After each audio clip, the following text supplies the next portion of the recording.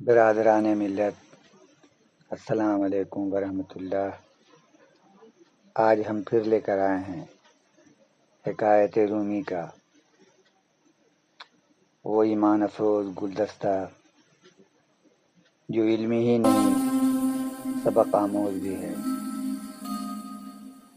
تو ہم شروع ہوتے ہیں۔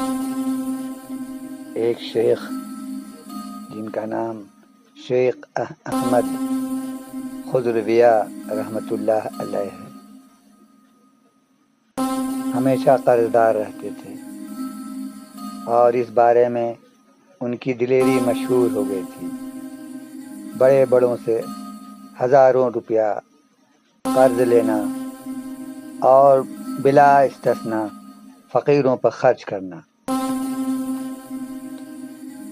اسی غرض سے انہوں نے ایک خانقاہ بنوائی اور اپنی جان و مال اور خانقاہ سب کچھ اڑا ڈالا۔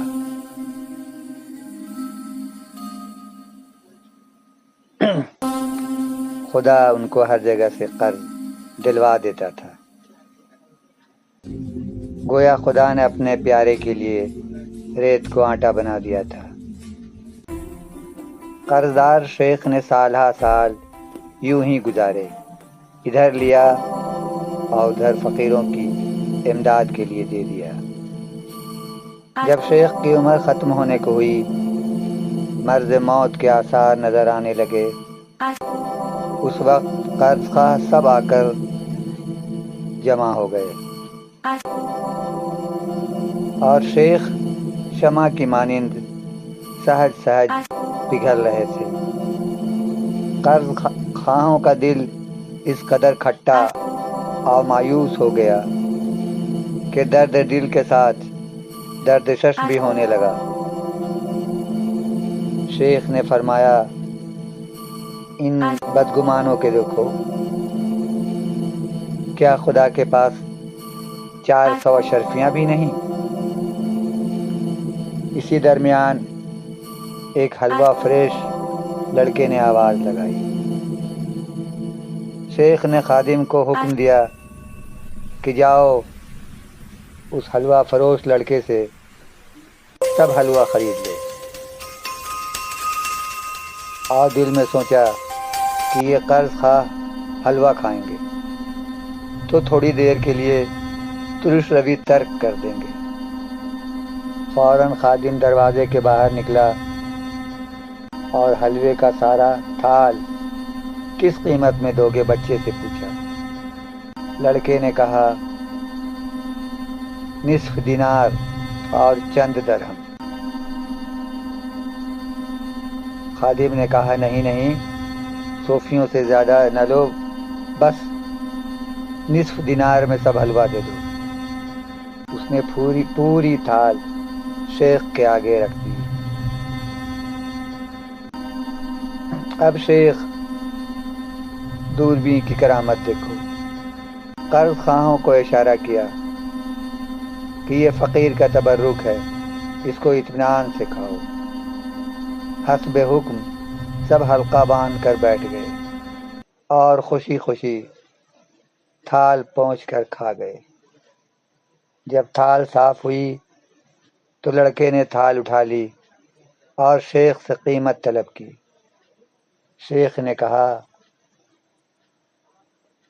میاں بچے، قیمت کہاں سے لاؤں؟ میں تو بے حد قرضدار ہوں اور اب عالم نزا میں ہوں۔ لڑکے نے تھال مارے غصے کے پٹک دی اور رونا دھونا شروع کر دیا۔ روتا تھا، لمبے لمبے راگ نکال کر بیان کرتا اور کہتا تھا، کاش میرے دونوں پاؤں ٹوٹ جاتے، کاش میں کسی کوڑی پر جاتا اور اس خانقاہ کے دروازے پر پھیری نہ کرتا۔ چیخ پکار سن کر وہاں بہت سے شریف و رذیل لڑکے جمع ہو گئے۔ آخر کار وہ لڑکا پھر شیخ کے پاس آیا اور کہا کہ ارے ظالم بڈھے، مجھے تو استاد مار ہی دے گا، کیا تجھے منظور ہے کہ میں اس کے آگے خالی ہاتھ جاؤں؟ اور وہ مجھے مار ڈالے۔ قرض خواہوں نے بھی بہت لعنت ملامت کی اور شیخ سے کہا کہ تم نے یہ کیا چلتر کیا، ہمارا مال ہضم کر گئے، وہ ظلم کی پوٹلی تو ساتھ لیے جا رہا ہو، اس کے اوپر ترا یہ ظلم بھی سر پر اٹھا لیا۔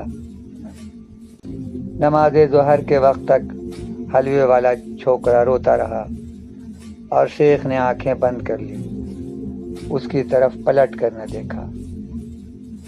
شیخ کا دل جھگڑے فساد سے پاک تھا، بدلی کے چاند کی طرح لحاف میں منہ لپیٹے پڑے رہے۔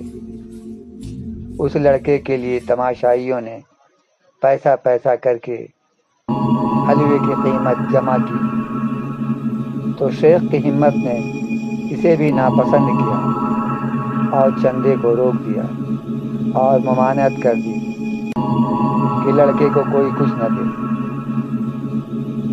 صاحبان دل کے پاس اس سے بہت زیادہ ہے۔ جب نماز ظہر پڑھ چکے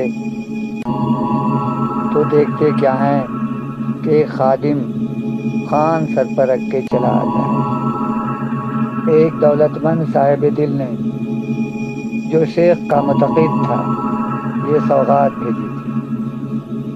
اس میں 400 دینار تو ایک طرف رکھے ہوئے تھے اور نصف دینار ایک پڑیا میں لپٹا ہوا دوسری طرف تھا۔ خادم نے آ کر شیخ کو سلام کیا اور وہ خوان سامنے رکھ دیا۔ جب شیخ نے خوان پوش اٹھایا تو لوگوں نے شیخ کی کرامت دیکھی۔ سب دیکھنے والوں کی ایک دم چیخ نکل گئی کہ اے بزرگوں کے بزرگ، یہ کیا ماجرا ہے؟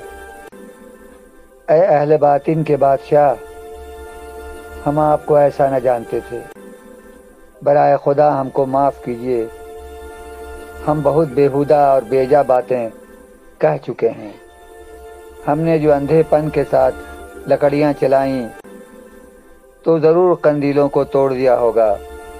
ہم بہروں نے انہیں مخاطب کر دیا، روتا تھا۔